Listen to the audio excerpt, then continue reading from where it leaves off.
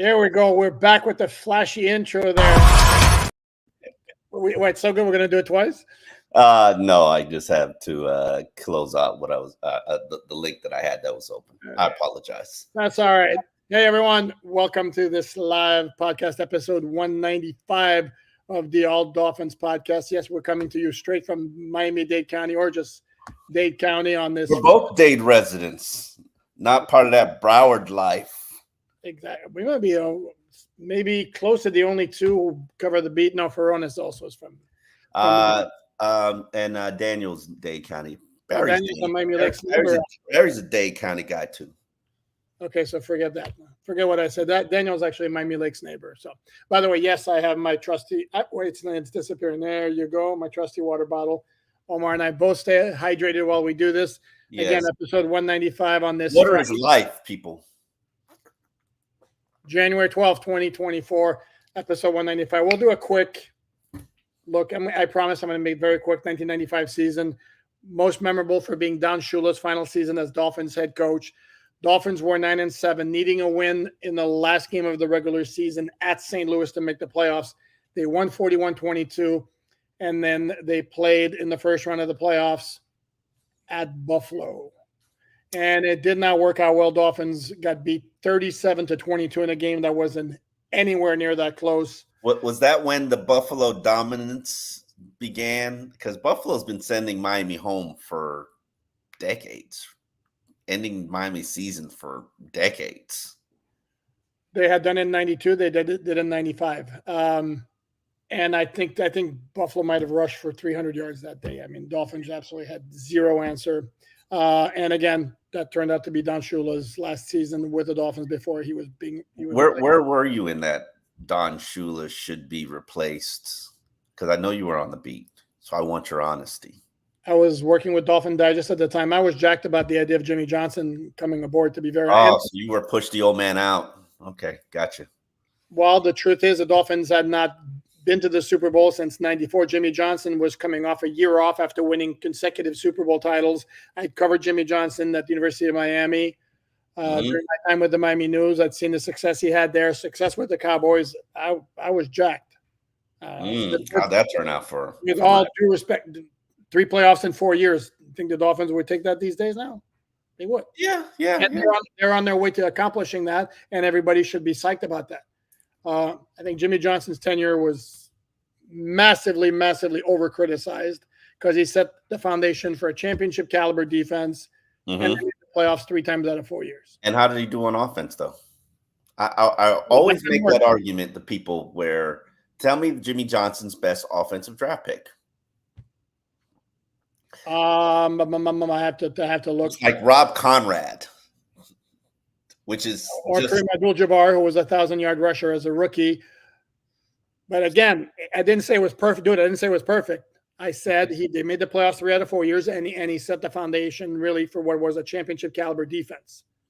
So all in all, it wasn't, and he got killed for it because again he was replacing Don Shula, who was a legend, and didn't meet the expectations that I had or that a lot of people had because people saw Jimmy Johnson was thinking Super Bowl. So anyway. You know what? I think we have had a very rough go of expectations with this franchise, and not just this franchise, but South Florida when it comes to football. Because I remember back in those, no, I wasn't alive.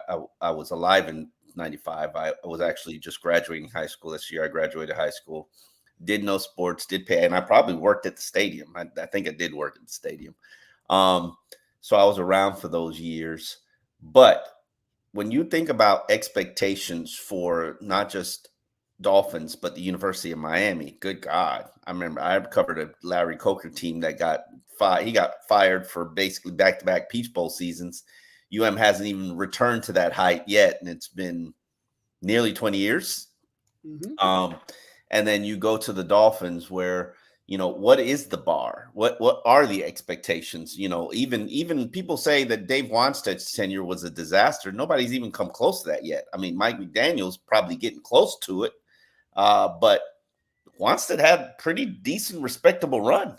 Oh, no, he did. But here's the thing is he was set up by Jimmy Johnson, who left him Zach Thomas, Jason Taylor, Shula Patrick before him Spain, left. Sam Madison. Correct. Shula before him left him Tim Bowens. Shula left him Daryl Gardner. So it wasn't, he and the same thing with Dave Wannstedt with Jimmy Johnson. What did they do on offense? And as you asked for expectations, how about win a playoff game? I mean, should that? Yeah, I don't think that's asking too much. Well, I mean, we shall see. We shall see. It's the expectations are still there. Me and you had a minor tiff earlier in the podcast because you're going to redo your Rock'em Sock'em Robots routine. Yes. I'm not going to deny that I came into this season and said absolutely unequivocally nothing but a playoff win will do for this season in order to be a success. But then they set all kinds of records, and they're very drastically watered down right now heading into this playoff game against the defending champions in whatever. I don't want to sit here and make a big deal about the elements, even though I'm not going to be in it. So I guess I can't. That's the best part, right? Yeah. Just listen to my peers to talk about what they're going to go pick up at bass fishing and all this kind of stuff just to survive. Is kind of scary, but I've been through some of these. I remember one of the coldest games I ever covered was in Kansas City. It was that game in 2011. No. And Matt Moore was starting. Oh, the 2011, not 2008. Okay. Was it 2008? Well, the Matt Moore game you're talking about was 2011. That was the middle of the season, but 2008 was in. I remember going to Kansas City and it being really, really, really, really, really cold. That's the coldest game in Dolphin history. Oh, was it? Okay. So it was 2008. So that would mean that would be a Chad Penny year. Chad 2008, that was Chad Pennington. Yeah. Yes. They won 38-31 to set up their game the following week against the Jets in the season finale to win the AFC's title, which they did. It's the last time they won the division title. I remember it being cold. I just guess maybe I'm mixing up which game was really, really cold. I do remember the 2011 game because that week before practice, there was like a big issue with Vontae and Brandon Marshall and Brandon like throwing the ball at a drunk, like Vontae showed up at practice drunk and Brandon would absolutely just basically attacked him. At least that's the story that I was told. And then they didn't win that game, I don't believe, but it did begin, I believe, their turnaround with Matt Moore as the starting quarterback. That game. Oh, actually, no, they did win that game. They won that game 31-3. Correct. Look at me. They won that. That was their first win after starting the season 0-7. And I will still argue to you, before this year's team, that 2011 team was the most talented Dolphins team that I'd ever covered. Only problem is they had changed their offensive coordinator coming into that season. Yeah, I think changed offensive to Brian Daboll. Okay. And that was the lockout year. So they didn't have any practice. So you changed your offense, didn't have any training camp, didn't have any offseason program. So you just showed up week one of training camp. And it's like, here, we're trying to install a new offense. And it didn't go so well, especially early, but they picked up steam and picked up momentum. But I'll tell you, Brandon Marshall, Jake Long, Richie Incognito, Mike Pouncey, Vernon Carey, Mark Colombo, who was a disaster. He was totally horrible. Anthony Fasano, Brian Hartline, Reggie Bush, Charles Clay. And then from a defensive standpoint, they had Langford, Odrick, Soliai, Starks, Cameron Wake, Jason Taylor, Kevin Burnett, Carlos Dansby, Vontae Davis, Sean Smith, Rashad Jones, Jeremiah Bell, Will Allen at cornerback. That was a pretty damn good team. No, it was. And they finished, if you remember that year, they started off like 1-6. They finished strong. Mm-hmm. And Matt Moore played great down the stretch. And then the following offseason, they take Ryan Tannehill with the 8th pick in the 2012 draft. Never gave Matt Moore a chance. Never gave Matt Moore a chance. And that 2012 season, by the way, was when the Dolphins were on Hard Knocks, the other Hard Knocks. And you could see that they had brought in David Garrard as well. And David Garrard was going to be the starter until he blew out a knee I think as the story goes, playing in the backyard with his kids. I think it was playing in a pool or something like that. I thought like it was a sprinkler involved or something. I thought it was a pool. Anyway, he blew out his knee regardless of the reason, and then the Dolphins gave the job to Ryan Tannehill, and we all know how that worked out. And for me, personal story, I'm not a player and all that, but I was once in a freezing, and I have to look up the exact temperature. And I'm going to age myself again here, but you already know I'm 61. So 1977 Grey Cup in Montreal at Olympic Stadium.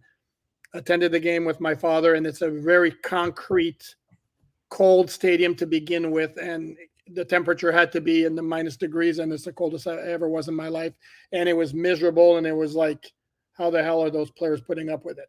And that's what the Dolphins are going to do. I made the prediction on the show yesterday that Tua was going to warm up and decide, you know what? Yeah, we'll go ahead and wear gloves. That I'm still going to stick with that prediction. Interesting that you say that. He did talk about that and address, about keeping his hands warm and all kinds of stuff. I'm not a quarterback, so I don't really know, or I never played one in real life. So not even when you stayed at a Motel 6 or a Hampton. No. So whatever Tua decides to do, I do think these guys talking about, we're going out there without sleeves on, like, because we don't want to show them that we're bothered by the weather. I'm like, okay, all right, go ahead, do your thing. It's a little crazy to me, but football players are crazy people. No, and when you're in the heat of the action, they're going to be fine. As Justin Houston told us yesterday, he pointed out, it's when you have those TV timeouts, then you're not moving around, and then the wind starts whipping up, which is going to be the issue. It's not so much the cold; it's going to be the wind. But again, nobody wants to hear excuses. It's going to be the same weather conditions for both. Nobody cares. Yeah, no, it's. You make this point yesterday that I did not know about the Chiefs Patrick Mahomes never having to play on the road in the playoffs, which to me was just like, wow, mind blowing. But clearly they know how to play in those conditions. They know how to play in those elements, and they have the quarterback who has an arm to do it. Question is, and I hate to sit here and say, Tua can't play in these cold weather situations. And the reality is, not every quarterback can play for the New York Jets. Not every quarterback can play for the Green Bay Packers. They have to have a prerequisite of arm strength just to throw the ball in those windy stadiums in cutting environments, especially in these December and January games. Well, now we shall find out where Tua is. And I don't think Tua is throwing the ball 40 yards downfield a ton. One, if Jalen Waddle doesn't play, there is no weaponry to throw it to. Tyreek is going to have so much damn attention on him. Tua's going to have to beat you with everybody else. We saw that in the first game. If there's anybody who knows how to play Tyreek Hill, it would be Andy Reid. So, you're going to have to beat Miami with all the other weaponry. And truthfully speaking, I think what we've seen in this stretch is we've learned that the weaponry ain't that good without Jalen Waddle. Well, I mean, come on. To a certain degree, but this is where, like I said before, your best players have to be the best players. Tua has to ball out. He has to because again, even if the wind's whipping up, there's not going to be up there, in their face the entire time. So in that, you lean on the running game when the wind's in your face. Again, if it's a significant wind, and when you got the wind at your back, you got to make it count. There was somebody in the chat said the forecast for is 21 degrees with a high of 21 with a low of -2. I have no idea where you got a high of 21, because that ain't what I saw. In fact, tomorrow it's a high of 8 and a low of -8 from what I got. Yeah, I mean, and really the night, come on, it's a night. So there is going to be no high. Correct. Yeah, there ain't going to be no high. It's just going to be low and cold. But we don't want excuses. This is where you have to lean on your run game. I asked Mike McDaniel about that yesterday, and he gave me a really long answer that kind of made me fall asleep. Shocking. Yeah. But it's really a test of wills. He did say that.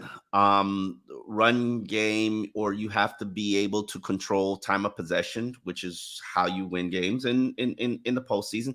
Postseason football is different than regular football. Regular football is fantasy football. It's pretty style football. It's throw the ball and be cute. And this is playoff games is smash mouth. I'm going to punch you in the mouth. And that's a question I've had with this team. You have.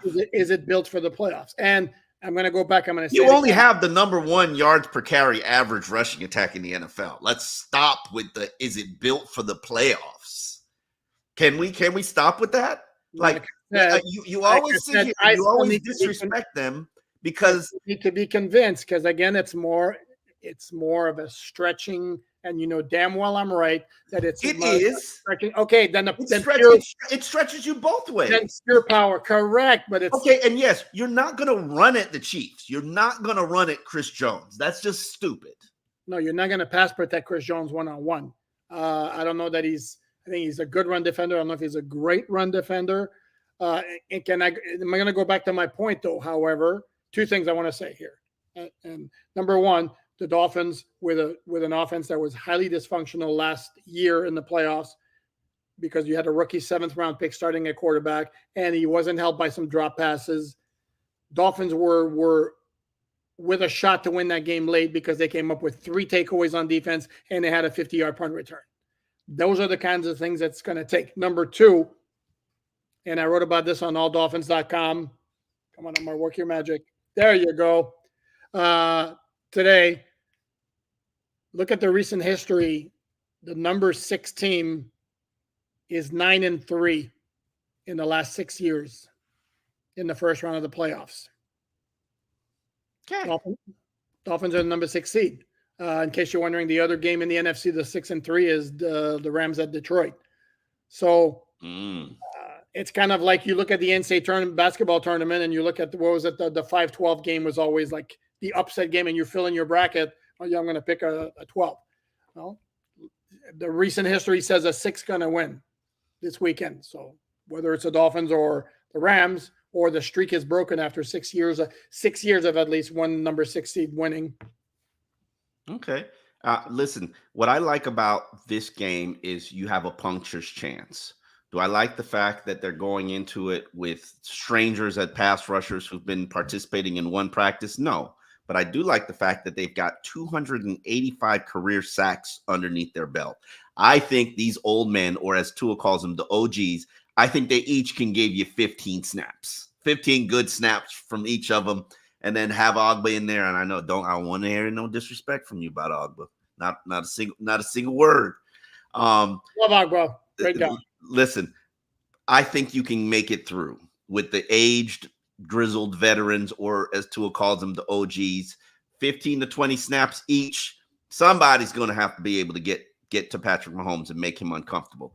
Do I like the safety situation? No, I don't like the safety situation. Pair that with the absence of Xavier Howard. It's a recipe for disaster. But on any given Sunday, if you were going to pick your opponent that you wanted to play with Struggle City in your secondary, it would be the Kansas City Chiefs.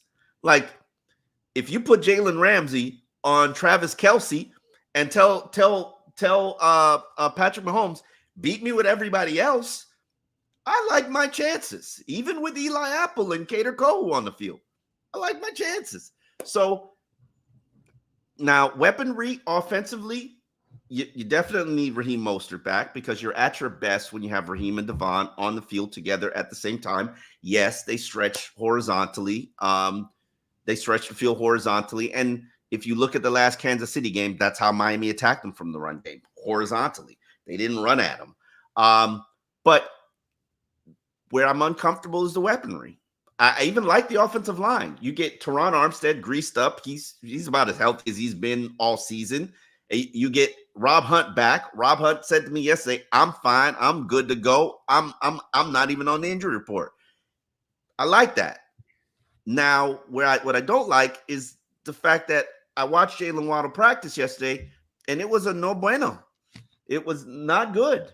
He's still, he's still playing. I like, okay. He's still He's still playing. And then when they watch him run 5 routes, they'll be like, all right, well, we worry about him. Right? Because he can suck it up for one route. And yeah. And in fact, Ian Rappaport of NFL Network reported that that Mostert and Waddle are likely to give it a go, which is what I said on the show yesterday. How much they get out of him, because they have, the Dolphins have plenty of options in terms of making guys inactive. They don't need to, because they're going to have if we're assuming Elliott and Holland don't play, that's 2 right there. X is not playing, that's 3. Tyler Kroft, who hasn't played, and I can't remember when, there's 4. Keon Smith is 5. With all due respect, considering the amount of work he's gotten and the snaps and what he brings, Robbie Chosen's probably 6. So there'll be inactives, even if Waddle can give you 10 snaps, even if Raheem can give you 12 to 15 snaps. By the way, I want to address very quickly. Somebody in the comments said, heard the game is being moved to Indy. Have not heard anything of the like. By all means, please provide a source or a link or anything. I'm looking here. I have not heard anything to that effect, or of the Bills moving their game to Cleveland because they're expecting a blizzard over there for their home game against the Steelers. Yep. They're expecting a blizzard in Cleveland? Blizzard in Buffalo. In Buffalo? Yeah. And apparently, according to our good friend Andy Slater, there's like the National Weather Agency is like calling like the weather in Kansas City like extremely dangerous, take precautions. And Arrowhead Stadium put out a tweet saying things that the fans can do and exceptions they're making for them to stay warm, including they're allowing fans to bring in blankets. They're going to have like hot beverage sections. Stations. Are you serious? Look it up. I'm totally serious. No. I mean, it's a different. This is crazy. It's a different one. Yes, it's a different kind of cold. And then we have our buddy Perk is like, I'm only going to be outside for 30 minutes, and I'm like shaking my head. I'm like, Perk, what are you doing? You don't want that kind of heat, or in this case, that kind of cold. Yeah, from your Canadian roots. Yeah, and there's nothing worse than you're. I mean, it's like little knives stabbing you all over the place. I mean, it's like me riding my scooter in like 40-degree weather here. Like that's just a horrible idea. The wind is just cutting through you. Anyway. No, my wife and I went to St. Augustine one year, and we rented scooters, which we love doing, and it was actually unpleasant because it was so cold. I mean, you're riding, you're like this, like all. You can live that scooter life here in Miami, right? We love scooters. It's easy. Just go get one, dude. That's all we did. And you can do that right here, except for the people trying to kill you. You're a little too close to Hialeah, so maybe I would want to reconsider that. Yeah, Costco sells them. I mean, I love those. Shall we look at some of these? I like this one. This is funny. Chris, you're funny. Wait, how can Mahomes always have home playoff games in Herbert's division? Love you guys. That's funny. That's a good one. Touche. You know what? We got to address this Patriots decision. Okay, let's take care of Trey first, and we'll go with the Patriots. All right, cool. Trey, keep up the good work, gentlemen. Can Channing Tindall play edge? He seems athletic enough. I actually asked that question to Vic Fangio, and he basically pimp slapped me. Yeah, like the hell's wrong with you? Like, what the hell's wrong with you? This guy can't even play inside linebacker. That wasn't what he said, but that's how the answer came across, and I was just like, wow, like. And it kind of reinforced, if Channing Tindall's here survives the training camp roster in 2024, he has drastically improved. Right now, it ain't looking good, folks. No, and then we're not picking on the dude. It is what it is. I mean, you're looking at the end of his second year, and he's barely sniffed the field on defense in either season. I watch Hard Knocks, and when I watch Hard Knocks and they show those action scenes, from practice, I just pay attention to who's the practice squad guys. Scout team. Who's the scout team? Yeah. Channing Tindall's always there. It's Channing Tindall, Cam Smith, always there. See sometimes Ethan Bonner but Channing Tindall's always there. Yep. Okay, you wanted to address the Patriots news. Yeah. The hiring of Gerard Mayo. Let me say this. I get it that it's in his contract that he should be Bill Belichick's successor. I don't like that from the standpoint of because he's a minority, you don't have to go through the interview process. Correct. I don't think that's fair. I don't like double standards. And I get it. I think you should have had an interview process. And I don't care. To interview minority candidates when the guy you're going to give the job to. Not minority candidates, all candidates. It's not just my minority candidates. I don't like, okay, a successor. When's the last time you've seen a team hand over to a successor other than Bill Belichick to the Jets? Jimmy Johnson, Dave Wanstead. Oh, yeah. That's exactly how that came about. And that's also something else that a lot of fans ding Jimmy Johnson for, about his tenure with the Dolphins. And Dave Wanstead's a great defensive coordinator, but as a head coach, again, his record was good with the Dolphins, not a very good record with the Bears. And so jury's still out on exactly what kind of head coach he was. Yeah, it wasn't really good at Pittsburgh either. So it is what it is. Yeah. But I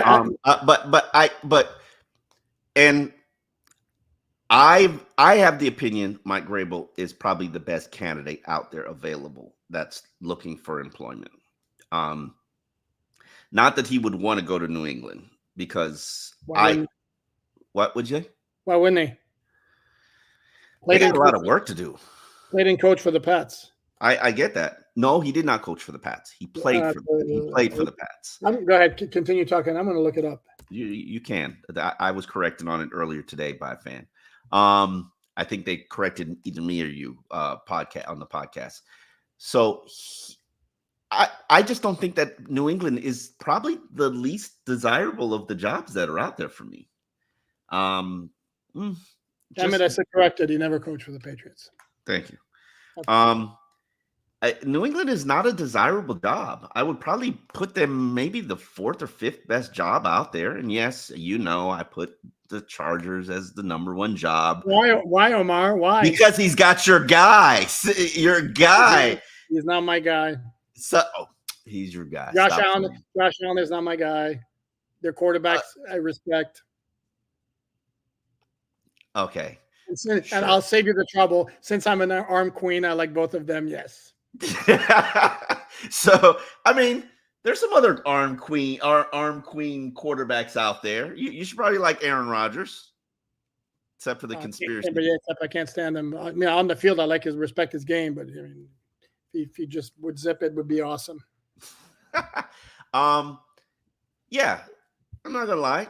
Chargers got the best job. I don't even mind the Washington job. They've got draft picks. They've got tons of talent, even though they gave a lot of them away this year. I don't necessarily think the organization's really healthy, but well, they have a new owner now, so yeah, they got a new owner. But how many cooks in the kitchen? They need to hire a GM first. Absolutely, a lot of cooks in that kitchen. I don't even think the Raiders have a bad job. I like the Raiders situation now. Ownership, a little bit concerning, but the man has done what he needed to do for the last 2 rounds of coaches to lure what? Last 2 rounds of coaches. What do you mean? With Jay Gruden, John Gruden gave him all power, gave him a ridiculous contract. And they did the same thing with Josh McDaniels. How'd that work out? Exactly, but I'm just saying it's not your effort as an owner. Oh, no, correct. It's the selection that you've made. And, outside of, the whole drama and racist stuff, John Gruden was pretty damn good as a coach. Kind of, went left on him. Let's not deny that Josh McDaniel, teams have been begging Josh McDaniels to leave New England, and it just hadn't happened till then. Why? He had a tenure in Denver, which flubbed out. And to me, the worst part of this is, and I don't know what we're talking about.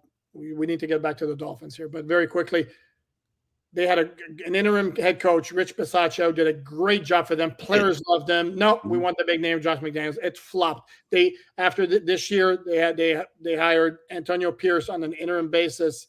Great job. Players love him. Did you not learn from your lesson? Hire the man already. No, they haven't. It's Vegas. You need something flashy and something pretty. Well, I'm not saying you're wrong that that's the direction they're going to go. To me, it's a slam dunk. It should be Antonio Pierce. But I don't think he's done enough to prove to me that he can hire a good quality staff. I'm sorry, go ahead. Slam dunk that you need to hire the guy. Not a slam dunk. Okay. No, probably that's a 60-foot jumper. But to me, as far as should, that's just me. Mm-hmm. Go ahead, read the question. You need to read the questions. The text is a little too small for me, and my eyesight's getting bad. Been a lot of debate. First of all, thank you, that gaming dude. Been a lot of debate. Is Tua one read QB? Is it Tua or the scheme? I remember Mike telling Tua on Hard Knocks that he's at his best when he doesn't predetermine where he throws. I don't remember the predetermined statement. What do you say? I said I don't remember either. Okay, I'll watch it over to see that.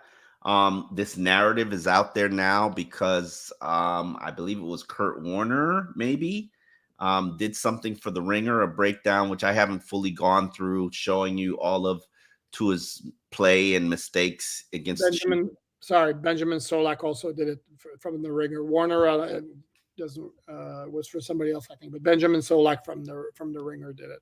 Okay.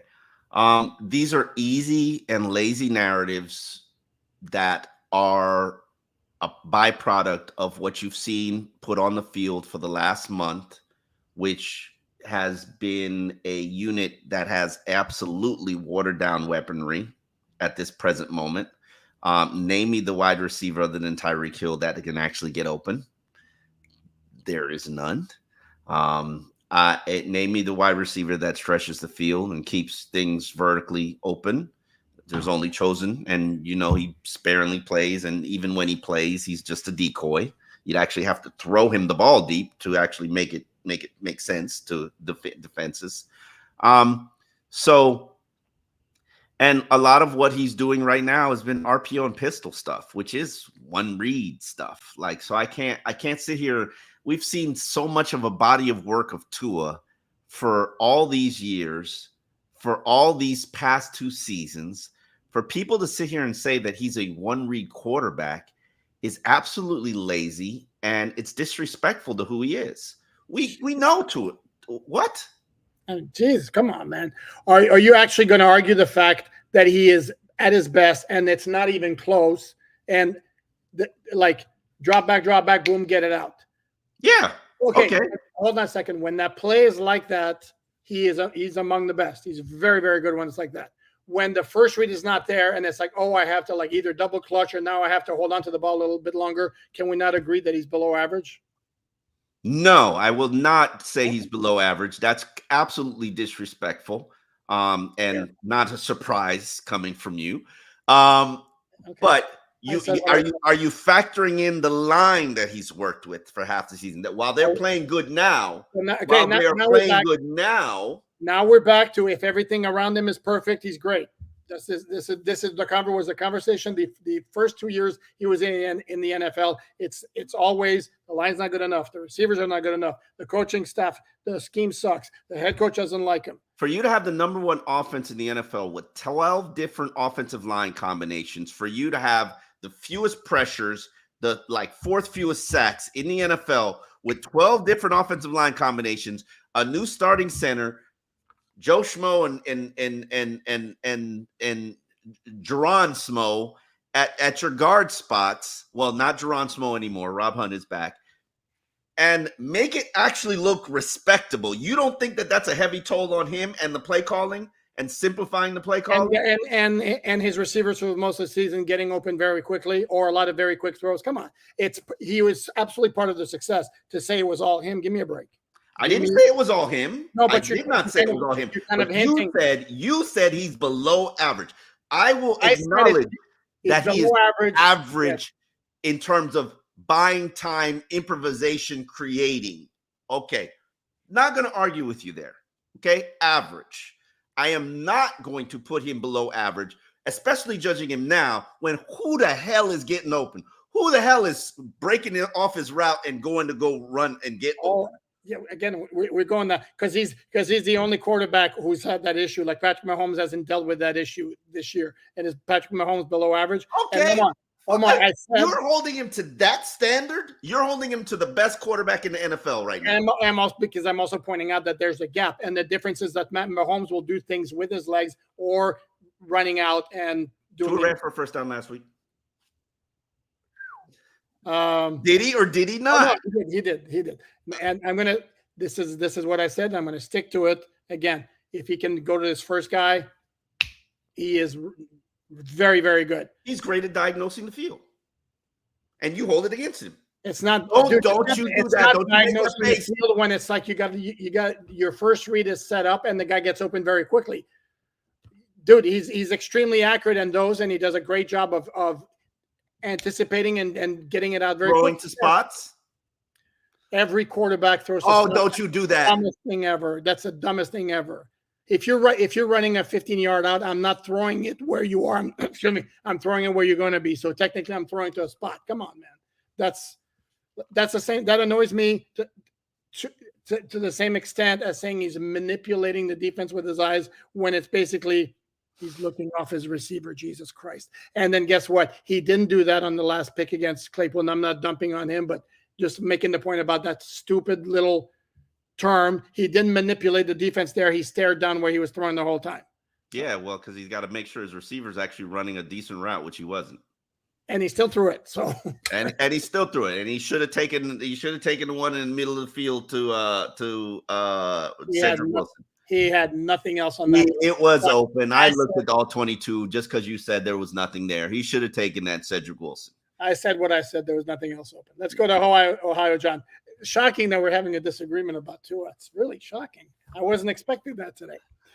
Dolphins run game is better than the Chiefs run game with all the Chiefs receivers. You called him below average. When he has to be forced off the first read. Yes.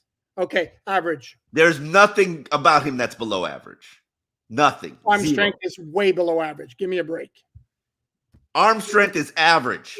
Oh my God. It's average. Wow. It is average. Okay, I switched this to Kool-Aid. Go ahead and I'll send it to you. It is average. Don't do that. Don't do that.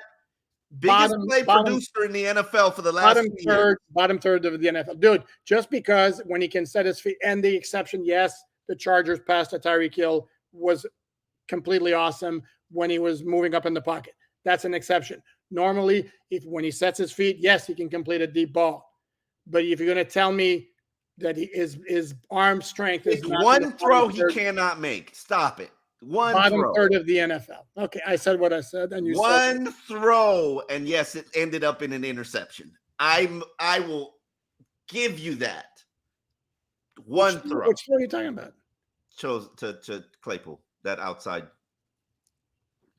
There's nothing wrong with the throw other than the decision to throw it. I mean, it gets there too long. It doesn't get there on a rope. It hangs. Oh, and you know why? If we're gonna go there, and if you know why, and also on the previous play, he had a pocket, which was fine. He decided to step up for whatever. Look at the replay again. There was pressure there. Don't do that. They were being kept on the outs. They were not like he didn't have like an insanely clean pocket, but it was not clean. He had no reason to step up, and he wound up throwing off on one foot, and that ball was like. It got there. Tyreek got whacked. It took too long to get there. And do not tell me that he had to move up in the pocket. Okay, sorry, Ohio John. Omar just will not give it up. I said what I said. He said what he said. You corrected yourself and said he's not below average, so we're fine here. The arm strength is clearly below average, but okay. Dolphin run game better than the Chiefs run game with all the Chiefs receiver drops. They could be the 12th man for the Dolphins on pass defense. I'm just glad they don't have to tackle Christian Okoye in it. It's a great name from the past. That dude was a handful, 2 handfuls actually. Nigerian Nightmare. Yep, absolutely. Yep. Which I learned every boxer or MMA fighter takes on the name Nigerian Nightmare when they're from Nigeria. Hakeem Olajuwon didn't take that. I don't think he took that nickname. Kelly, I have to go look it up. Kelly Patterson, thank you, Kelly. Tua got praise for how quickly he gets rid of the ball when it comes time for a hero ball at the end of games, being able to hold the ball for longer than 2 seconds to let the receivers wiggle free. I'm not sure I understand. When you say the term hero ball, I addressed it on an alldolphins.com column. I have acknowledged and go through every single one of those scenarios where he has failed when his team needed him to rise to the occasion, either to tie the game or put the team in a game-winning situation. Tua is 2 of 6 this season in those situations. He did it against the Chargers. He did it against Dallas. Unfortunately, those 4 losses have come against upper echelon opponents with the exception of Tennessee. And if he had delivered 50% of the time, we'd probably be looking at a different season. We'd probably be hosting the first playoff game. Now, does that mean you'd win that game, considering you've got nothing on defense left except for defensive tackles, 1 linebacker, and Stop it. Jalen Ramsey? Stop it. By the way, according to Omar, the Dolphins are going to forfeit. They're not going to show up because they have too many injuries. No. They got all these the OGs. They're here. They came to rescue the season. They're gonna put on some Ben Gay and give it a good stretch and play 20 snaps apiece and deliver pressure on Patrick Mahomes. Wait for it. Okay. It's not an idea. Come on, you gonna sit there and tell me this is an no, idea? I mean, there's nothing that can be done about it. So let's stop saying like Vic Fangio basically gave a one-liner. Somebody's got to play, and I thought that was hilarious. Okay, breaking news. Do we have a breaking news? No, we don't. AP All-Pro first team offense. One Dolphin player, Tyreek Hill. Quarterback Lamar Jackson. Running back Christian McCaffrey. Fullback. I just care about the Dolphins. Nobody on defense. Let me see if I have a defense here. Oh, they only give you first team offense? Okay. Well, from what I've seen so far, yes. Okay. Special teams. Shocking, there's no Dolphins on there. First team All-Pro, AP All-Pro, first team defense. Myles Garrett, TJ Watt, Aaron Donald, Chris Jones, Darren Bland, Quincy Williams, Roquan Smith. My dude. Quincy Williams makes it over Christian Wilkins. Quincy Williams has Quincy Williams, not Quinnen. Quincy Williams, linebacker. Really? His brother, yes. Really? He's a good player. He's a very good player. Roquan Smith, Fred Warner, Sauce Gardner. I think Sauce Gardner is a Sauce Gardner. I don't know if he had a great year. Trent McDuffie of the Chiefs, first team All-Pro.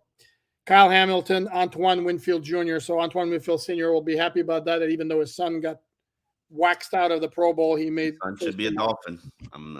I keep that. His son should have been that 31st pick. Either his son or Swift or one of the running backs should have been that 31st pick. Damn, Noah Igbinoghene gonna haunt this franchise forever. 30th pick. Oh, he's inactive every week now in Dallas. You were in the middle of answering. Didn't mean to cut you off. I'm sorry. You were in the middle of answering the question about. Yeah, what was the question? About Tua and too many drills. And too many what? Too many drills. Oh, yeah. Talking about the column. The opportunities have been there. He has not risen to the occasion. I'm not going to excuse it on the weaponry. I'm not going to excuse it on the. Really? Yeah, I said it. Okay. There are no excuses. If I'm holding him to the exact same standard that I held Ryan Tannehill to. Okay, and good. I have been doing this since the Chad Henne era, where in these kill moments and kill opportunities, 153. I've done this for over a decade. You put the time, you put the exclamation point. This is your chance to finish this game and put your team in victory. And honestly, I would tell you Ryan Tannehill has probably been more successful at it than Tua has this season.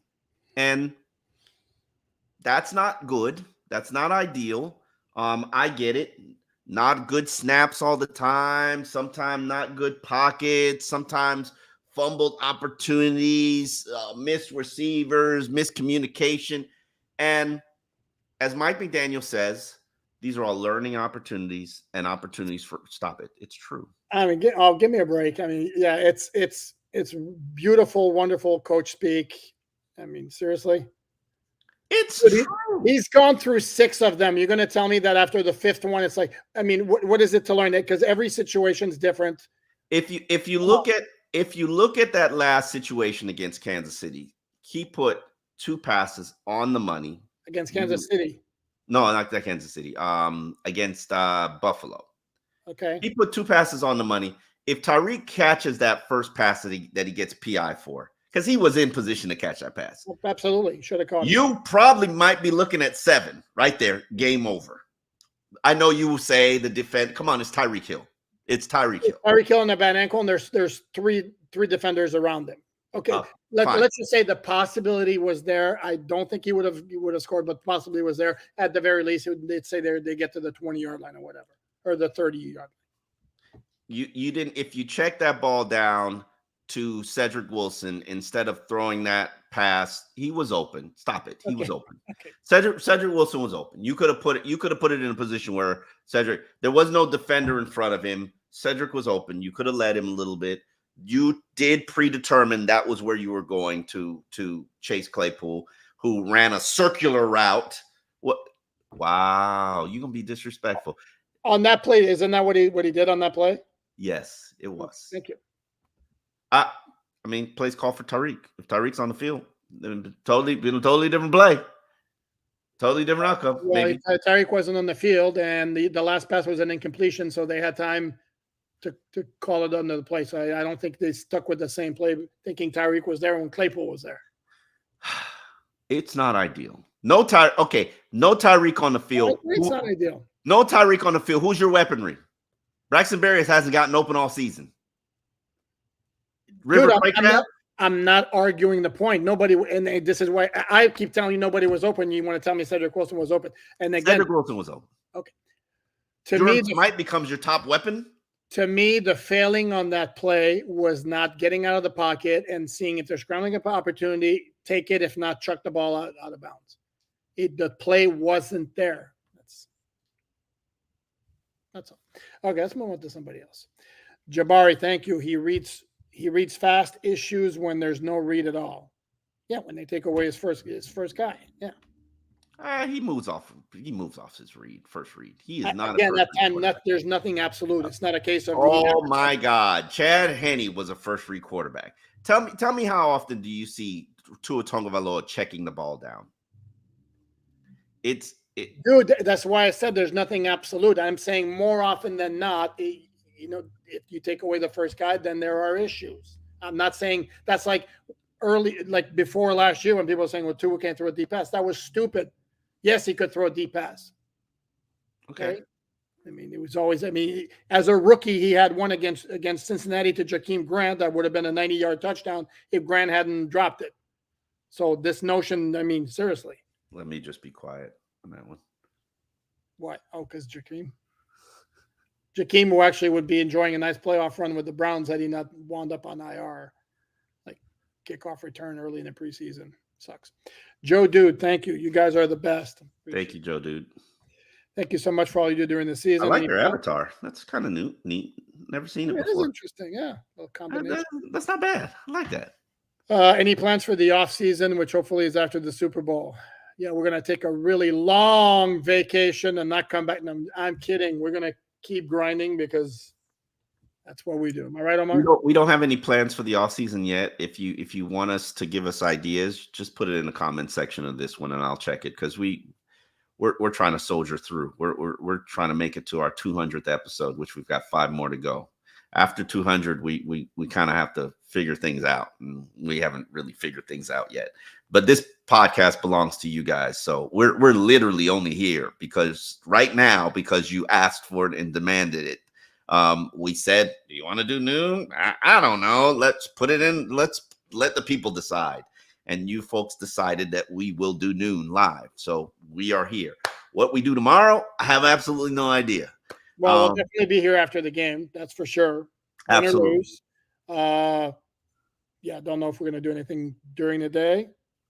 We'll talk to be determined. I know I'm on QAM pregame. We're cut down to a 3-hour pregame because the Hurricanes are playing or a basketball game. I don't know. Huh? Basketball game, maybe. Yeah, it's a basketball game. I just don't know which one. It was the Hurricanes or the Heat, but it's all good. Patty, thank you very much. I watched Tua's comments about planning on playing without gloves. Should I be concerned? Is he practicing with it as well?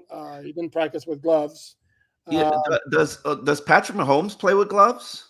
What is this obsession about Tua playing with gloves? Like I don't get this. If Dude, literally, Omar, literally, as somebody who's lived in it, literally his fingertips will go numb if he does not warm them up. They literally will go numb. So okay. you will not does have Patrick Mahomes play with gloves? That's all I'm asking. I expect Tua to play with gloves. That's what I said. He's going to go on. Is Patrick Mahomes going to play with gloves? Probably. Okay, so if Patrick Mahomes puts on gloves, Tua should put on gloves. That's or the other. Here's the other option: is they'll get a pouch. Yeah, no, Mahomes will have a pouch. Yeah. The pouch with a little heater and little heat warming things, and okay. I don't recall the last time a Dolphin player had that, but I would expect Tua to have it. Oh, there are thousands of pictures of Marino with the little hand thing. But yeah, this is first generation problem here. There should be some way you could heat it up. I think. Yeah, maybe. I don't know. Oh my God, are we still on this? Brian with Tua, the first read quarterback. Tell him, Poop, you guys are great. Thank you, Brian. No, you're great, Brian. Are we really doing this? The guy who delivered the #1 offense in the NFL. No. You're gonna go with that team. Did he or did he not deliver the #1 offense in the NFL? No. The whole team's the #1 offense. This is not like strictly the quarterback who executed the #1 offense in the NFL. So you're gonna play word semantics with me. The quarterback of the #1 offense in the NFL. The quarterback who engineered the #1 offense of the NFL. No. Sorry. No. Who did it? Who threw those passes? And if it was yes, he would have been team MVP. Who threw those passes? Who got open? Who schemed them up? Who ran? Who delivered? Who engineered the rushing attack that was 50 in the NFL with a #1 average? Was it Tua? Ohio John, thanks again. Have you guys noticed the narrative on coach changing? His quirks were cool and funny before. Now some are starting to question if he is serious enough to be successful long term. He is more than serious enough. I'm not even paying attention to any of that foolishness. No, but the question was asked. Well, the odds of Mike McDaniel getting a contract extension are drastically higher than him actually being fired. This is ridiculous. This is foolishness. This is please. They're absolutely in love and obsessed with Mike McDaniel, as they are in love and obsessed with Tua Tagovailoa. They will be your quarterback and your head coach for at least another 2 seasons. Now, what happens after that, I have absolutely no idea. Thank you. Now that makes sense, and I'm on board with that. If it doesn't work out on Saturday, fine. Give him 2 more seasons. I'm good with that. Is this no tying, no shackling for 4 or 5 years. And that leads us to Terrence, off-season project. Thank you, Terrence. Off-season project. Find the next QB. Don't believe that's happening. I'm with Omar. I believe it's going to be Tua. Well, now, 2024, maybe also 2025, if not longer. Would I draft a young quarterback in the later rounds? Yeah, I don't see any reason why I wouldn't. But you got to start the developmental process at some point. Do you feel comfortable with Skylar Thompson as the developmental quarterback and Mike White at $4 million? A little high for me. You need to have a dependable backup. And the other point with drafting a developmental quarterback, which I hear you mention all the time, is look at I didn't check this year, but normally look at the stud quarterbacks around the league. They're usually first-round picks. I get that there's Brock Purdy, although system. I'm sorry, what I say? Brock Purdy's very, very good. Let me see him. Let me see him when he's not just completely. He's been very, very good for 2 years. Let me see him. If it was so damn easy to develop these system quarterbacks, which I know what you're saying, I know your little backhanded comment, I could hear it. If these system quarterbacks were so damn easy to create and develop, how the hell does everybody else not have one? How the hell is this Mike Shanahan tree not just being gobbled up in the whole NFL? If it's so easy. But let me provide as exhibits A, B, C some of those guys from the coaching tree. Sean McVay, Jared Goff. Jared Goff, who was putting passer rating of 100 until Sean McVay decided that guy ain't getting me to the Super Bowl. Let me get him out of town. Jimmy Garoppolo, who was putting up regularly passer ratings over 100 until he's too hurt. He costs too much money. Let's go. And that was before that. Who else could I bring into that conversation? But those two right there. Like, and Jimmy Garoppolo is the poster child. Okay. You could even throw in Matt Ryan, who was average until he got into that system and had his MVP season. Matt Ryan's. Look at you, I'm helping your argument. Okay, but Jimmy Garoppolo to me is the poster child because you saw. I know. Okay, but that's why I'm saying Brock Purdy's really, really a nice quarterback and all that. He's a top-rated quarterback in the NFL. He's the top. He's a passer. So you're telling me that this system, man, if all you need is this system, then these coaches should be snatched up. Then Wes Welker needs to be a head coach right now. If it's this damn easy, let Frank Smith. Not that easy. It's not that easy. And it's not that easy. One, and B, you also have the personnel to make it work. Again, are we forgetting that the 49ers have the best tight end in the NFL, or maybe Kelsey, but whatever, close. They have maybe one of the top 3 multi-purpose offensive weapons with Deebo Samuel. They have one of the top, maybe the top running back in the NFL with Christian McCaffrey. Mm-hmm. All right. Yeah, top running back in the NFL. One of the best off left tackle in the NFL. I mean, it's not exactly like the 49ers are not loaded on offense. So that's why, and I like Brock Purdy. I think he's done a fabulous job and all that. But, I mean, there are different circumstances. Nick Foles led the NFL in passer rating at 119, by the way. And I know you're rolling your eyes right now. 119, dude. 119. Tua last year was 105, and this year was 103, I think it was, which are very, very impressive number. Anytime you get triple digits. 119. Nick Foles. So you're going to tell me that Nick Foles at any point in his career was like that? Won a Super Bowl. Nick Foles has had just as comparable career as Phil Simms. I have no idea what the point is of that, but I mean, just guys who won a Super Bowl, like. Okay, but I'm saying like because you fixate on the passer rating, and I'm saying there are circumstances that come into play. Kyle Donaldson, thank you, Kyle. Remember all those consecutive weeks we were talking about how impressive it was the Dolphins had 0 in defensive players on the injury report. Brutal.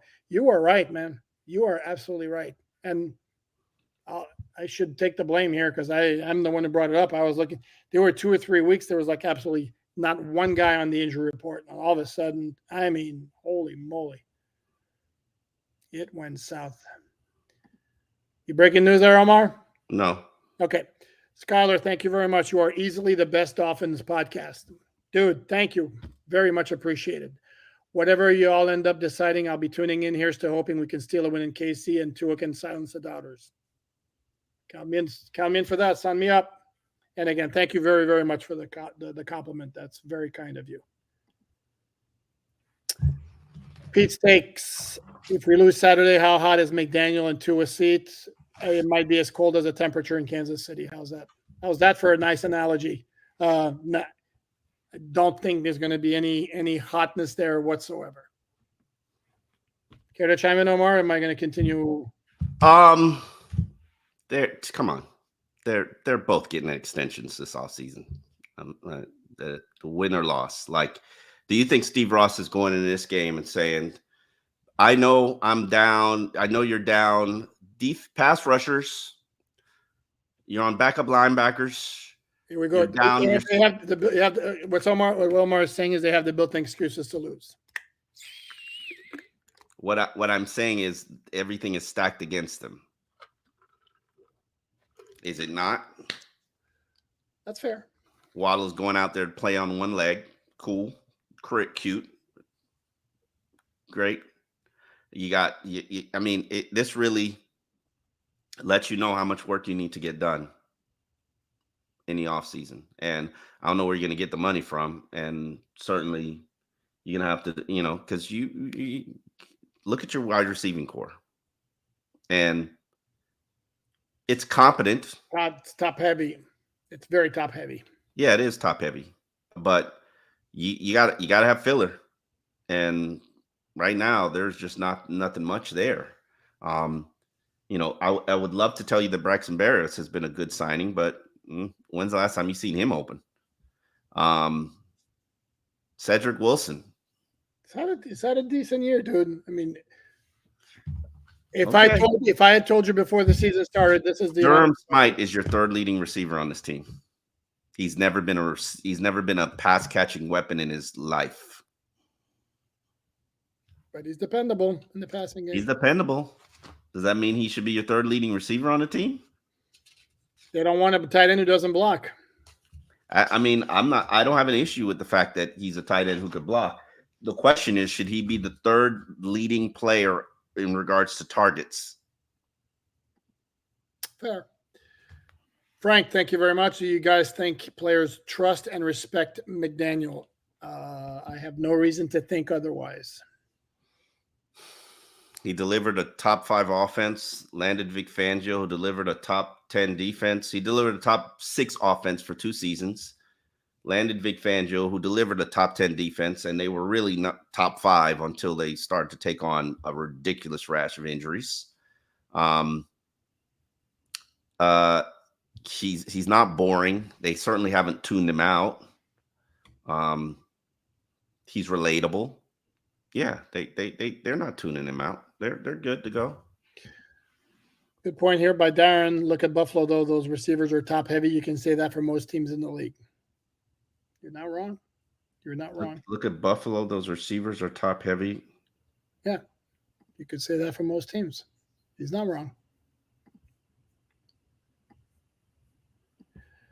Good friend Patrick. Patrick, how are you, buddy? You guys are the best on the beat. Thank you very much. Any comments on the Kurt Warner breakdown of Tua's performance against Casey in Germany and what needs to change to win Saturday and overall to get a teal bag? Issues in processing. I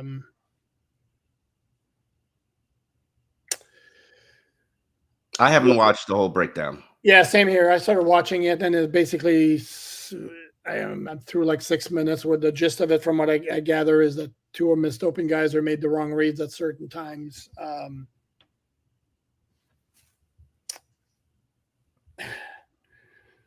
Difficult for me to comment beyond that. Like I said, I had to watch the whole thing. So sorry about that, Patrick. Yeah, me too. I haven't made it through it. I've watched the first couple of and even the first few instances. I was just like, yeah, okay, that's not egregious. I didn't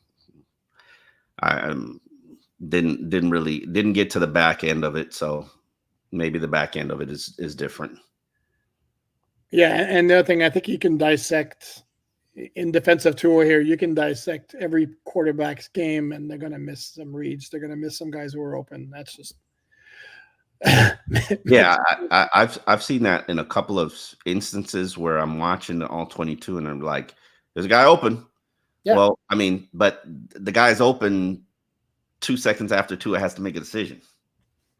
And maybe that guy's open because the ball's out the air and the defender is adjusting to it. Hey. I'll give you one. That's close to that, and I'm not sure. I'd have to look at it probably 75 more times to determine it. The pick to Tyreek against Buffalo, because it seems to me that the outside cornerback started cheating inside to cover Tyreek and was kind of leaving Achane, who was out wide, by himself. And it's one of those where exactly when does he start cheating? Is it when Tua's made up his mind or the ball's already out of it? It looked to me like that's one of those where Achane was the guy to go to, but it's like really tight. Mm-hmm. Make throwbacks permanent, maybe the most. Stop. I'm done. I can't do this anymore. Good. I can't. Let's admire the consistency. I just can't. I can't. Like, everybody prefers the throwbacks. Literally, they only offer the throwbacks because you ridiculous people keep buying them. Hey, Omar, no.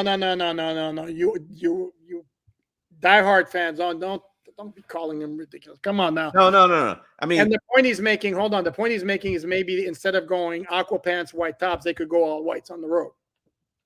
They could. Who cares? Like, obviously, Mr. Make Throwbacks Permanent obviously has a but the throwbacks have nothing to do with the dolphin on the jersey. I think the biggest issue is the dolphin on the jersey. Even Mike McDaniel, I couldn't tell you the last time I've seen Mike McDaniel in a actual updated uniform, updated like clothing. It's always the throwbacks, except for when he's in the game. No. Like, I've got tons of pictures and video of Mike McDaniel. He's in the throwback stuff. He clearly likes the throwbacks, but nobody cares because it's who's the contract now? Nike. Look up. I give you some homework. Look up the next time that the No, you're not talking to me. No, not you, okay. Mr. Throwback. Look up the next time the contracts are up, and that will be your window of opportunity because every team is going to have to change their logo so that they can sell more new merchandise. And then maybe when the logo gets changed, they'll give you your throwbacks back. They're not doing the throwbacks permanently. They're not. Oh, no. I'm just saying they'll just go back to the old logo. They'll just go back to the old uniform because nobody cares. They'll just say, oh, it's an homage. Because even Tom Garfinkel said he likes the throwbacks. Like, he prefers the throwbacks. I believe Steve Ross has said he prefers the throwbacks. They don't care. The Nike needs a new design because you suckers keep buying new jerseys. Man. You buy it. I apologize for Omar's. If they made a new Montreal Expos hat, I believe this guy would wear it too. No, I wouldn't. By the way, that's not even the original. Okay, so there you go. That's not even the original. The original is I don't even know if it's going to show up.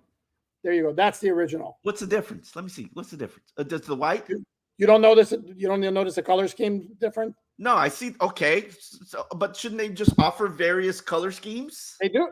They do. But the design looks the same. This logo is always the same. I'm not buying any other one than this color. That to me, that's the one that completely kicks butt. Okay, let's move on to that. Way too much uniform talk. Bobo da Barber. Thank you, Bobo. Does Miami break the curse of when they play first playoff games in 23 years? You're asking for a prediction, Bobo. They have won one road playoff game since 1972. Damn. I didn't know that. 1999 at Seattle, which was Dan Marino's 72. Yeah.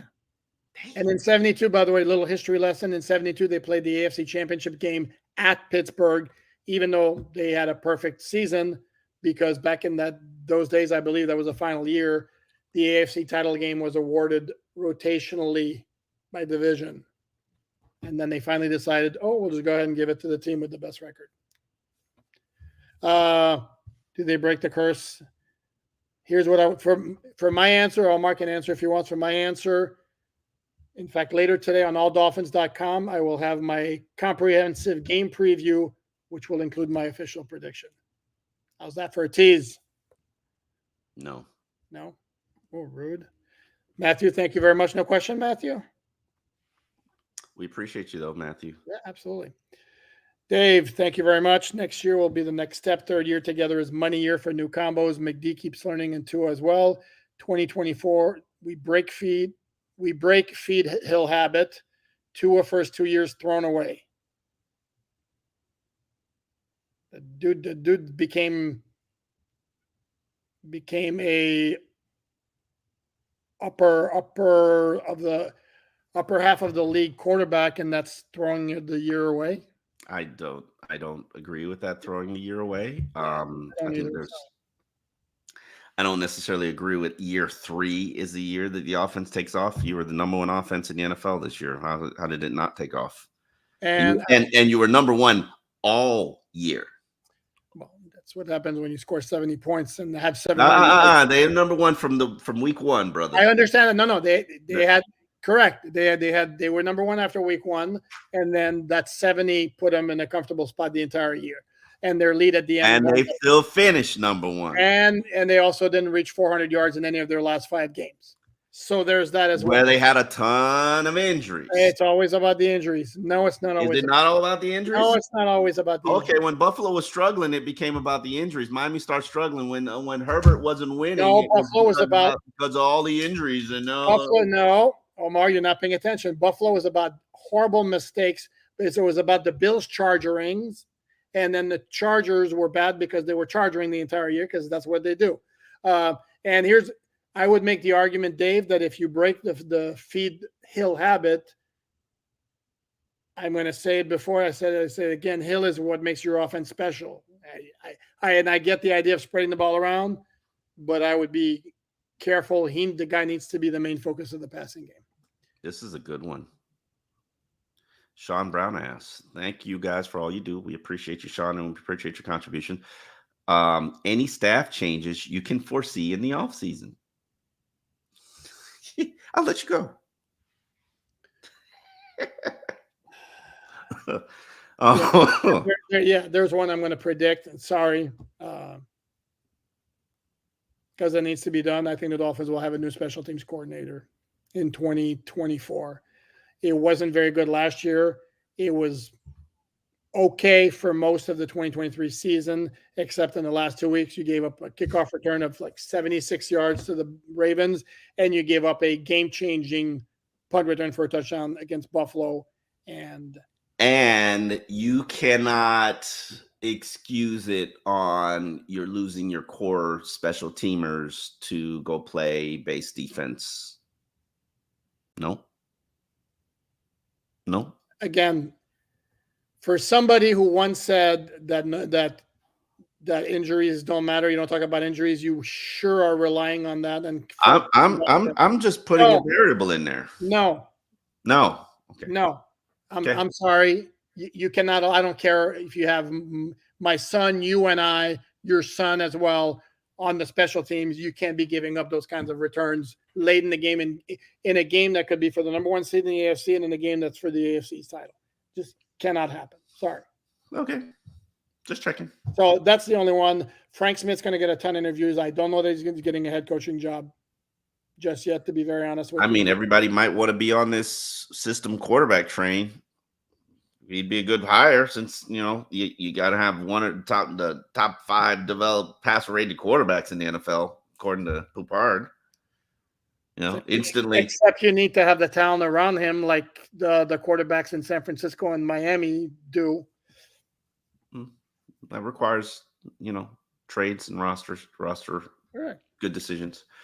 Rob Bose asks, big run, big reek, limit turnovers. Miami can win this. Kansas City isn't the Kansas City of old. This is accurate. All of that is accurate. They can be beaten. Key stat for me, Miami rushed for 150 yards. They equals win. Hard to argue. Run the ball. Key to the game. No turnovers. Get turnovers. Protect your quarterback. Well, score more points. Score more points. You're Robert. You're putting together like all the ingredients that would produce success way more often than not. We know what they need to do. The question is, can they do it? Can they run the ball? And we know what they need to do. Let's get to Miami is very effective at stopping the run, 3.8 yards per carry. They're the number one team rushing the football, 5.1 yards per carry. Don't let Poupard distract you by telling you it's because of the style of play and they horizontal and they stretch teams out. The Chiefs 4.1 yards per carry is what they're allowing this season. I'm sorry, 4.5 yards per carry is what they're allowing this season. They're averaging 4.3 yards per carry. This game is set up quite well for you if the elements wasn't a major factor. Let's say they moved it to Indianapolis and you just had a neutral. You just had a. Also, you know what?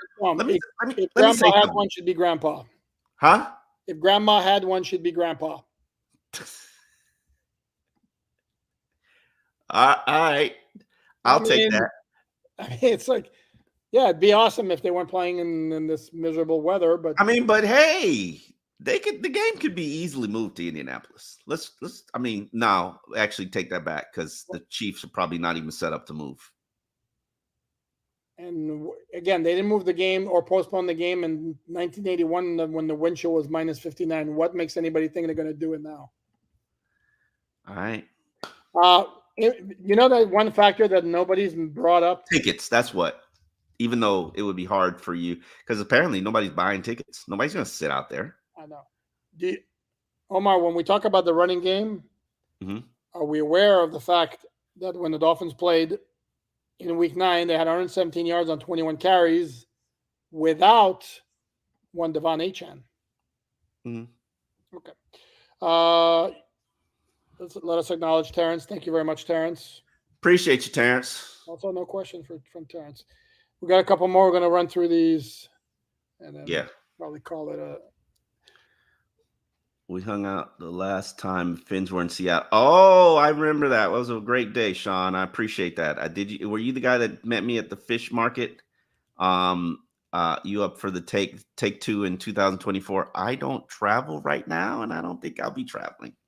I don't know what life has for me, so who knows?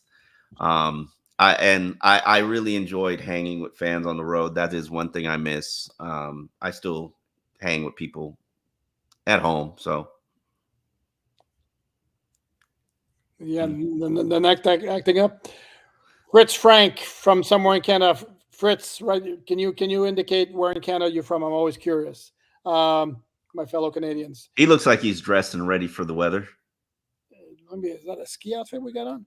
Like Bill's loss was huge, obviously, but to me, Titans' loss at home was bigger because Will Levis isn't your daddy and would have secured 2 seed and allowed you to rest players last week.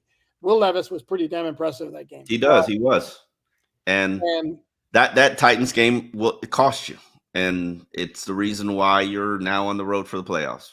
And but that was a complete team collapse. Who can they blame that on? Offense and defense, both. Yeah. So they put themselves in this situation.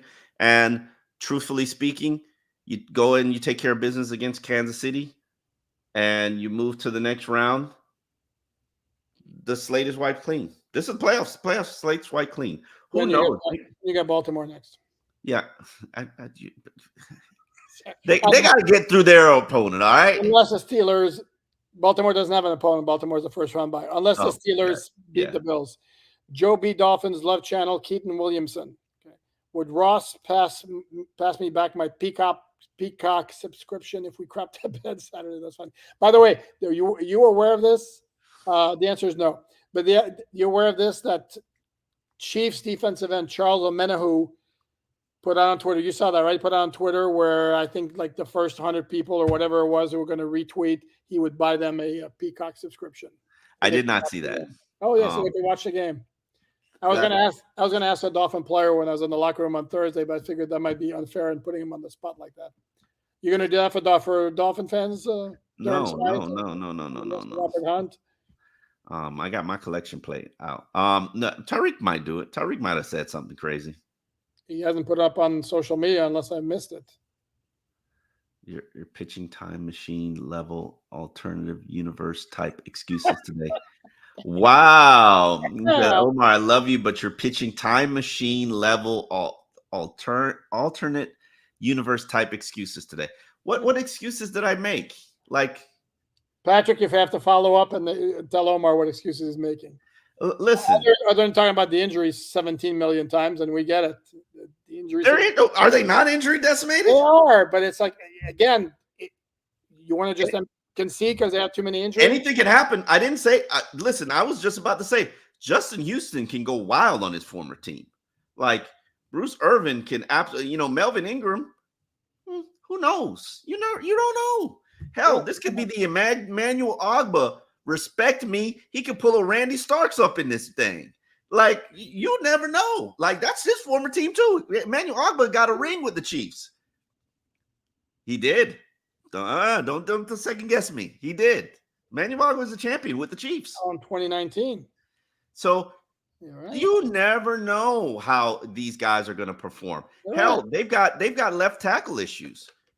I'm trying to line up over there. They have their starter for most of the season is coming back. You talking about Donovan Smith? Yes. He sucks. So there you have it. Yeah. I want some. He's not elite. Donovan Smith. And the right tackle is no great shakes either. They paid for. Oh, Matthew's got somebody got your back. Matthew Lamb, thank you, Matthew. Omar, I got you. We can't blame Tua for looking at the defense and knowing where to go. Maybe his read starts XYZ, then he changes to ZYX. You know what his problem is? Ain't nobody getting open. How about we do that? How about somebody get open? Sure. That's why he wound up leading the league in passing yards, because nobody got open the whole year. I'm talking about the last month of the season when you want to throw it in my face that, oh, the offense hasn't scored this many points and they didn't scoring this many yards. Yeah, the offense has sucked the last month. And the guys are not getting open as regularly. Don't tell me that they're never getting open, please. Tell me the time Braxton Berrios got open. I'll wait. Give me 3 days. Cut up some film on Braxton. Durham Smythe is your third leading receiver. Omar, you give me a cut up of Braxton's routes for the past month. I'll go through them. In the meantime, I'm not going through 4 games of all 22. Michael Simmons, thank you. Stop think injuries don't matter. Injuries hurt teams differently, but they do matter. Of course they matter, Michael. But the thing is, number one, every team has injuries, and I understand not to the same degree right now. The Dolphins have gotten, decimated, crazy on defense. Offensively, they could wind up having practically everybody from their active roster play. And yes, if you think Jalen Waddle is actually going to be good, I didn't. Is that what I said, or did I say that they could have? Oh, okay, he's going to be out there. Oh, great. Can I finish, or are you going to keep interrupting my point? Go, make your point. Thank you. Thank you, O. Now I forgot what my point was. You kept interrupting. Because it was weak to begin with. No, that they're going to have, chances are they're going to have everybody on the active roster on offense available to play, even though, yes, some of them will not be at 100%. And at this time of year, that's kind of what you got to deal with. And here's the problem. The problem in the big picture is, are we going to go, okay, last year the problem was that Tua got hurt. That's why you lost in the playoff game. This year you got injuries up to wazoo at the end of the year. That's why you lost. And exactly how many times are we going to keep doing this? Is it a tall task? Yeah, absolutely. It's a major ask for them to win at KC with the injury issues that they have. I'm not disputing that. But at some point, it is what it is. Socks in Spanish, eso sí que es. It is what it is. Oh, went over my head. It's not a joke. Spell socks in Spanish. Spell socks. You have it is what it is in Spanish. S-O-C-K-S. Still over my head. I mean, blank. Yeah. Oh, boy. Okay, we got one more. You brought in another language. It's confusing. Have you guys thought about the off-season podcast schedule? No, Sean, and you can propose whatever you'd like in the comment section, and we will consider it because we have not given any thought or don't have any plans at the present moment. If long as you guys come, we will be here. Podcast has been relatively dead for the last 2 weeks because you guys just can't deal with losses. Not those who are watching us right now. Those who are not watching us right now. Yeah. We're not talking about the diehards. We're talking about the fair weather Dolphin fans who some fans check out. Some fans check out. And I get it. You emotionally can't handle it right now. I can understand. The one thing I will say about this team, just being in the locker room all year, they really had a great demeanor yesterday. They're trying to keep things light. You know, Duke Riley saying, yeah, we get it. Nobody's won a playoff game here since 2000. It's been 23 years, but why not us? They are not quitting. They're giving it their all. They do know the circumstances that they're going against.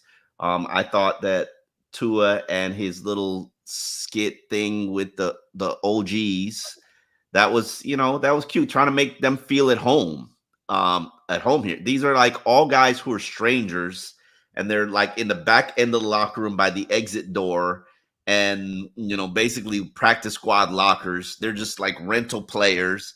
And Tua went out his way to try to make them feel at home and, give them the respect for the fact that they've got collectively 285 sacks.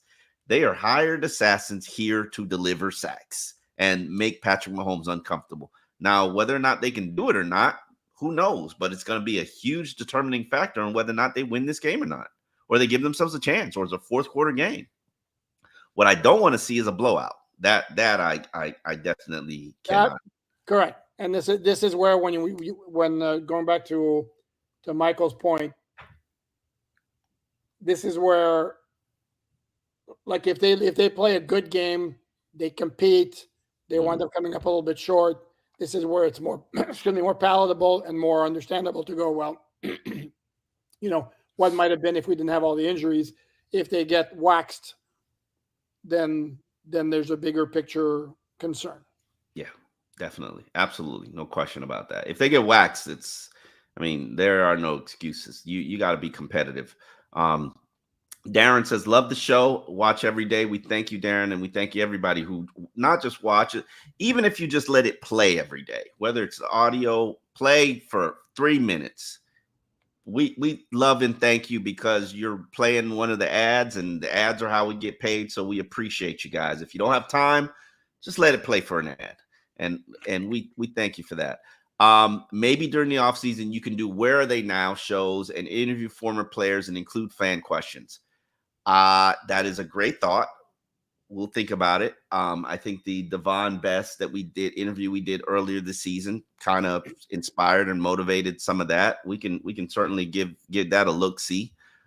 Catching up with former players and seeing where they are and what they're up to. I've always done that. I've always enjoyed. My goal now is to track down Cameron Wake since he showed up to the last game, and talk to Cameron Wake and figure out what is life like for Cameron Wake now. He looks like he's a safety. He's like maybe 211 pounds. Has lost a ton of weight, as he predicted he would do when his playing career was done. So would love to do some of that stuff, and we'll look into it. But in terms of plans, we got none. Put them in the comment section. Give us ideas. This is your podcast. We're open to it. Oh, okay. Skylar, I may be in the minority, but as a younger fan at 30, the history lessons have been great. So if there's more of that in the off season, it'd be nice. Okay. Yeah, you're giving me a history lesson too. I don't remember all this stuff, but yeah. You're a younger fan. I'm an older reporter. So, and this is where I have, like I've said before, I mentioned this, the first NFL game I ever watched growing up in Montreal, Canada was the 1971 Christmas Day Classic at Kansas City, at my grandfather's house. Where we were gathered for Christmas, and the Dolphins won 27-24 in double overtime. Longest game in NFL history to this day in terms of game time, the longest in terms of real life time, also involves the Dolphins. That's a 2018 opener against the Titans with those two stupid ass long weather delays. And then in the 70s, growing up in Canada, we watched like a lot of American shows and the CBS, and we got the CBS and NBC affiliates like in Vermont or upstate New York, and the Dolphins were on quite a bit. So a lot of these games I'm talking about, I actually watched them. So Robert Bass, he says he hasn't watched the last Hard Knocks episodes. It hurts. Listen, Robert, I understand where you're coming from, but that last week's episode, Tuesday's Hard Knocks, that might probably be the best Hard Knocks episode I've ever seen. Like, you go and watch it. That was a work of art. That was an Emmy award-winning episode. Like, that thing was fire. Okay. Yeah, and it's going to be painful for you, but man, you will learn a lot about your coach. You will learn a lot about players. You will learn a lot about the road back from injury, because they followed Jerome Baker, and hopefully it will help Dolphin fans put some respect on Jerome Baker and what he's accomplished. I think his run with the franchise is probably coming to an end here.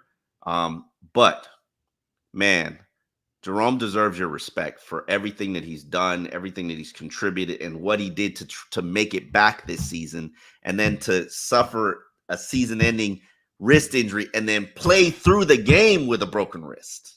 Like, man, played through the game. Duke was like, tape that hoe up. And he taped that hoe up. And man, that was some impressive stuff. No, it was a very, very powerful episode. This is funny, Eric.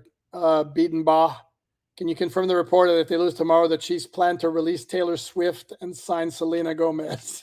That's funny. I don't talk about Taylor Swift. Why not? She's the Swifties. You gotta fear them. They're worse than 2 and on. Her music, she's very impressive, though. I mean, major hats up to her. Her music is very good. And anyway, Dave, clarification: offense number one can still take the next step. The 2 years under Flores were lost years, wasted for tour development. Third year, don't feed Hill to hit 2K. They add tight end and more RB add unpredictability. They're not adding any tight end. They are obsessed with these 2 tight ends that they have. Julian Hill, like, man, they love that cat. They do love that. They love that cat. And Durham Smythe, Durham Smythe is the janitor, baby. He cleans up everything for you in your pass protection. So you could cross tight end off that draft board because they're not touching tight end. No. The next step is to develop some consistency and be able to put up better numbers when you're facing better opposition. That's just a fact. Mm-hmm. Brian, thank you. Open Omar, bring on fans live. I'm on Long Island. I don't really know the tech capabilities of doing that. But hey, yeah. I've never heard of piano before. That's funny. Patrick McMullen says the first game I watched as a wee child was the Sea of Hands game. Don't even have a clue what that is. My grandpa called Madden a cockroach for complaining to the refs all the time. Poop, explain to Omar, please do. There you go. The Sea of Hands game refers to the 1974 AFC divisional round Dolphins at Oakland. This was the Dolphins, mind you, were the 2-time defending Super Bowl champions. The game began with a kickoff return for a touchdown by current Dolphin senior VP of community alumni, Nat Moore. Okay. Dolphins were leading 26-21 in the waning minutes when the Raiders were knocking on the door. I don't remember which player. It might have been Vern Den Herder is chasing Raiders quarterback Ken Stabler from behind. Grabs him by the legs as Stabler is about to fall down. He kind of just flings the ball towards the end zone where running back Clarence Davis, among 3 Dolphin defenders, goes up, grabs the ball among other players who are converging towards the ball like that with their hands, hence Sea of Hands. Raiders won 28-26 to halt the Dolphins Super Bowl run. Okay. And then immediately in the offseason, the Dolphins lost 3 major players, including 2 Hall of Famers to the World Football League, Larry Zonka, Jim Kick, Paul Warfield. All right. How about that? How about that? See, y'all missing the how about that? Okay. I think that's going to wrap it up. We've gone an hour and a half. Appreciate it. Appreciate everybody who showed up. We thank you for watching. If you didn't see all of this, give it a play on the player on YouTube. It'll also be on the audio streaming site. We love you. We appreciate you. Hopefully you'll be here with us during the entire offseason, and hopefully we have another week to cover. Anything can happen. Any given Saturday. That's why you play the game. That's why you play the game. Go watch Any Given Sunday. One of my favorite movies. It's a game of inches. You fight for every inch. And that'd be another one we could do. Could do a show on good football movies because that one. What? Yeah. Hold on. Wait a minute. Okay, let's leave it for another podcast. Sunday. Let's leave it for another podcast. All right. That's blasphemy. Okay, hat tip from me. Thank you very, very much, everyone. We appreciate the back and forth. We appreciate the contributions, obviously, and most importantly, we appreciate your support. We will be here after the game. As a reminder, game starts at 8, so let's say 11:10, that neighborhood, 11:15. All right, we'll see you tomorrow.